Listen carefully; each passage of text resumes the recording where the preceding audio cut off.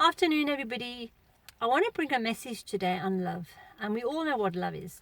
But love is an action word. It's a doing word. It's what we do, not just what we say. And in John 3 verse 16, it said, "For God so loved the world that he gave his only begotten Son, that whoever would believe in him would not perish but have everlasting life." And we know in the book of Corinthians, if we're a Christian, we know Corinthians, it tells you love is patient, love is kind, to be patient when it's not easy. And I know my husband, he had the patience. And that was one thing that drew me to him. It wasn't his good looks. He was so upset that I never thought he was good looking. He was so patient. I couldn't believe his patience. And then I realized he had to be patient to be married to me. But that was an action word. He was patient. He done that. He was kind. He had so many fruits of the Spirit that I didn't even know they were fruits of the Spirit years ago. And it tells us in 1 Corinthians 13 that love is patient, love is kind, is not jealous, it does not brag, it does not seek its own, is not easily provoked, it thinks no evil, and it never loses faith. Love never gives up.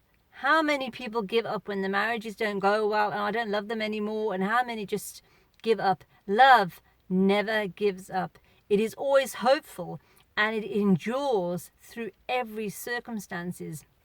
And this is what it says in God's word. I've got 3 different translations here. The Passion Translation, New King James, and the New Living Translation. And they're all similar things about what they are. Love never gives up.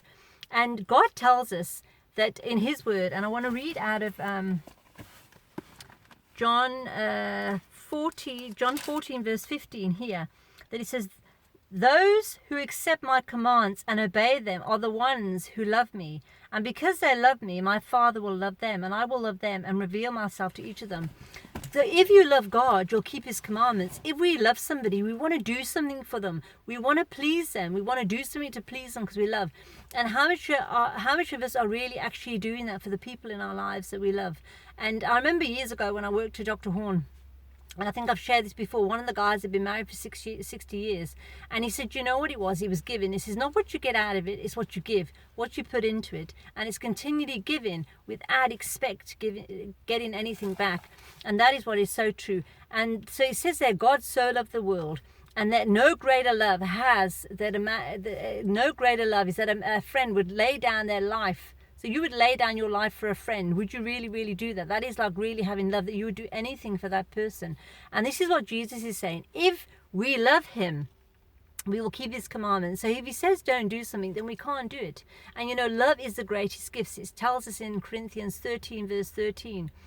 Now faith, hope and love abide in these, but the greatest of these is love. And I think at this time we really, with so much going on in the world, what the world really needs is love. And I think there's a song, "What the world needs now is love, sweet love. It's the only thing that there's just too little of." And it is so true, love. And we really look at people, be patient, be kind, and also to love ourselves. Sometimes we get frustrated with ourselves. We're not patient and kind with ourselves. And how can we love somebody else if we don't love ourselves? And it's not to be in love with ourselves, but to be patient and be kind to ourselves. And not a lot of people are. So I just wanted to share that message on love, that it's an action word, it's a doing word.